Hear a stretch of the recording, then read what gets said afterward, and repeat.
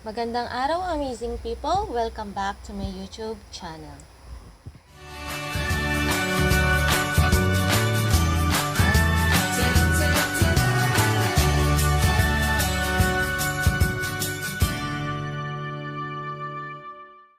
For this video, let's talk about my heritage. So, my heritage is a genealogy platform na available po sila sa computer, sa website. Meron silang website. Pwede din sa mobile applications. So, marami silang ino-offer na services. And for example, is itong pinakabagong feature nila is yung animate your family photos. So, animate the faces in your family photos with amazing technology. Experience your family history like never before. So, napakaganda po ng feature na to. Sobra akong na-touch dito. Okay? So, I will try to animate the photos of my grandmother, grandfather, and father. And all of them are deceased already. So, tignan natin kung ano yung itsura nila pag na-animate sila. Pwedeng i-drag lang natin dito ang kanilang photo or pwedeng i-upload din natin manually.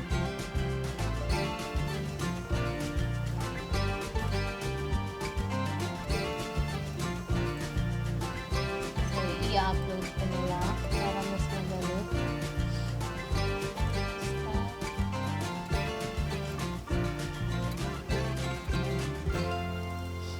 So, umpisahan natin sa aking lola. So, yung lola ko na to, ito talaga yung isa sa mga yung nagisnan kong lola nung medyo malaki na ako kasi grade 3 kinuha ko ng mama ko. So, lagi tumira kami sa kanila sa mga tita ko. Ayan. So, tignan nyo nung na-animate na siya, gumagalaw siya.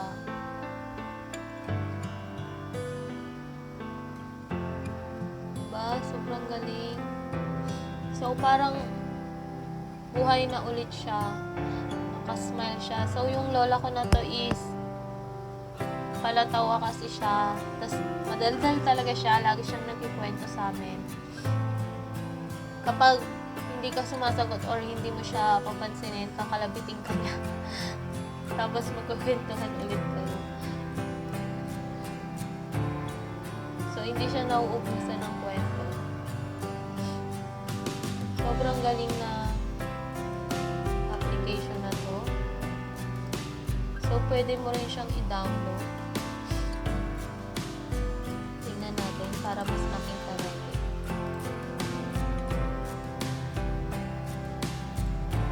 Ayan. Diba? Ang galing-galing. So,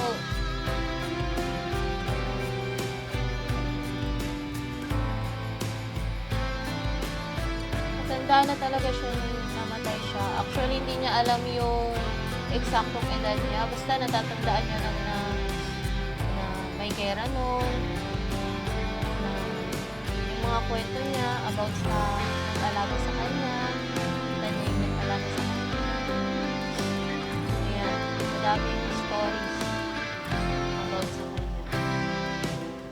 So, ang galing lang kasi because of this feature ng My Heritage is parang buhay na ulit siya.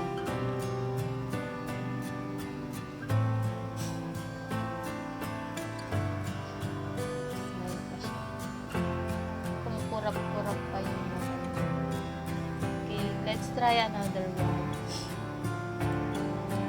So, ito naman is grandfather ko sa father side. Hindi ko siya masyadong nakita. Siguro bilang sa daliri kung ilan beses ko siya nakita. Kasi naghiwalay sila ng lola ko. So, siya, nasa Pampanga siya nakatira. While yung lola ko is lumipat na kami ng bahay. Yung lola ko is sa Caloocan na nakatira.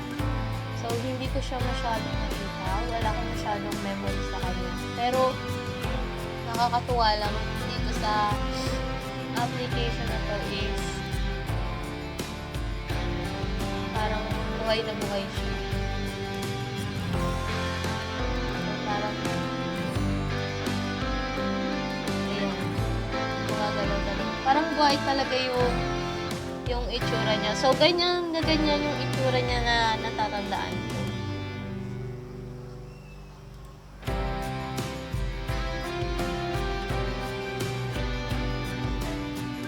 Kung nagtataka kayo, yes, yung lolo ko is foreigner siya, which is parang wala na, hindi nyo na makita sa akin yung pagiging gustiso niya.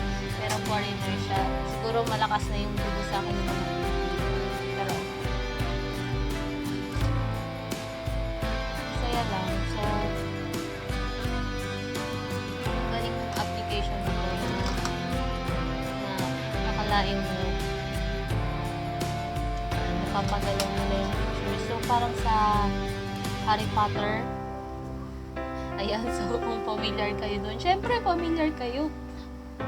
Popular yun eh. So, parang sa Harry Potter siya na gumagalaw yung mga pictures. So, nakakamiss lang. Na kahit wala na sila, parang binubuhay ulit sa pamamagitan nitong may heritage na to. Next one is ito yung papa ko. So, yung papa ko namatay siya 4 years old pa lang ako. So, ang liliit pa namin. Apat kami magkakapatid. Pare-pares. Magkakasunod kami. So, yung pinakamatanda ay 5 years old. Ako 4, and then 3, and then 1. 1-year-old yung bunso. So, apat kami.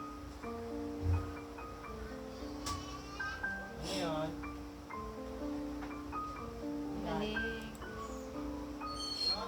So, namatay siya dahil sa heart attack.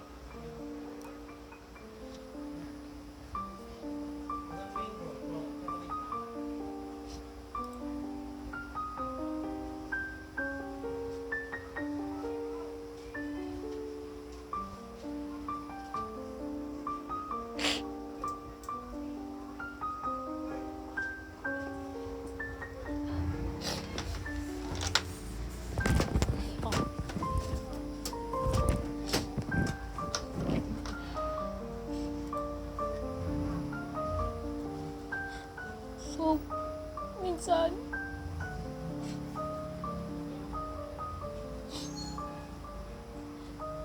iniisip ko, paano kaya kung buhay pa siya?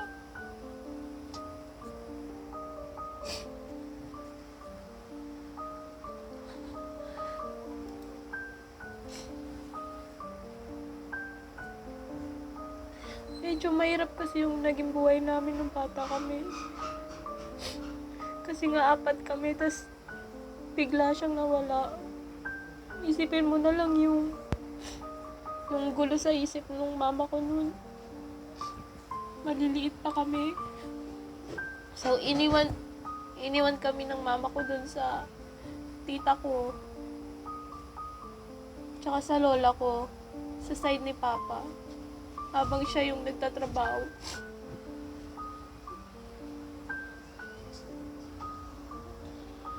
Minsan iniisip ko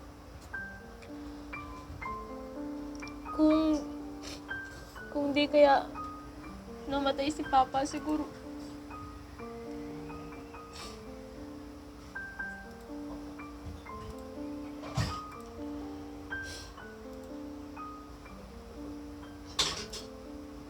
kung buhay pa si papa, ano kaya yung buhay namin. Siguro hindi ganun kahirap.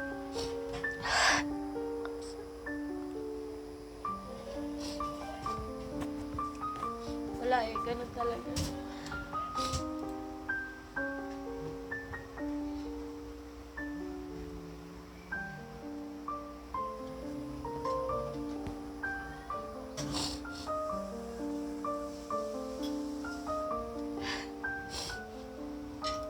Ganito pala yung itsura niya kung buhay siya. Hindi ko kasi matandaan eh. So, sa pictures lang namin siya nakita yung mukha niya. Sa pictures lang.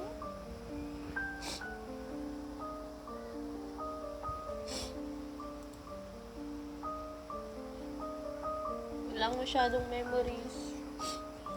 Nakikinig lang kami sa mga kwento nung kamag-anak namin na nagkikwento about sa kanya na mabait daw siya, masipag.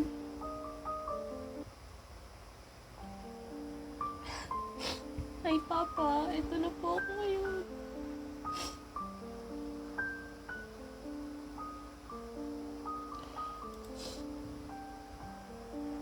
Sobrang ganda ko na po ngayon.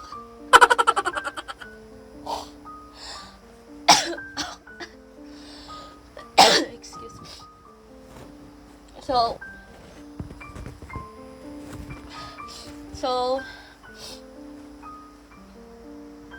yan. Thankful po talaga ako dito sa MyHeritage. Napakaganda po ng ginawa ninyo na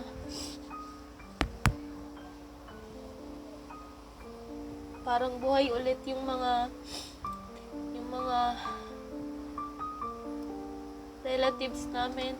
Mama ko, hindi pala mama. Papa ko, yung lolo ko, lola ko. Parang buhay pa rin po sila dahil dito sa finiture nyo. Salamat po talaga. So, sa ngayon, nakikita ko sa mga social media na madami din yung gumagamit na ito. But, some of them is parang ginagamit to sa kalokohan. So, sana I encourage na yung mga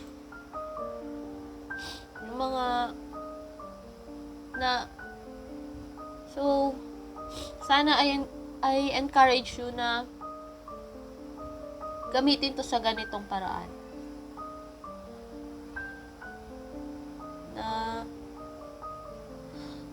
Na yung mga photos ng mga relatives natin na nawala na, lalo na yung malapit talaga sa atin.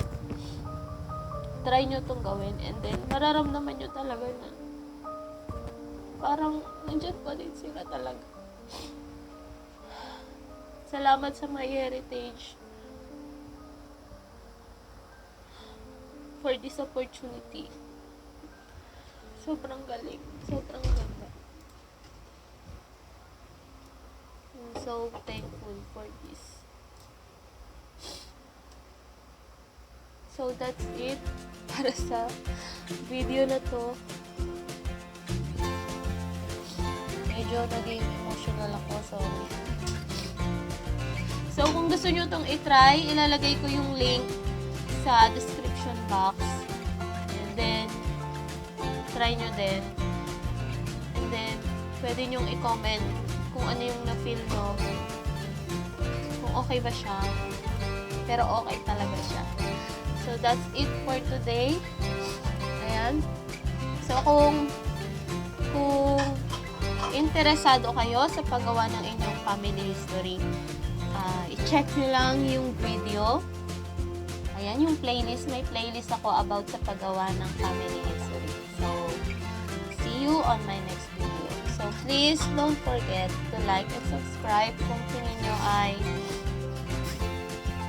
maganda yung ginawa ng MyHeritage. Na napakaganda ng picture. Okay? So, kung may mga topics or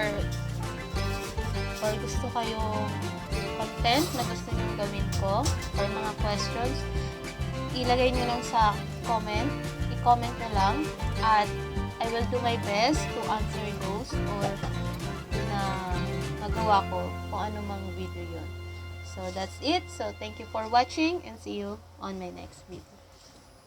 Bye!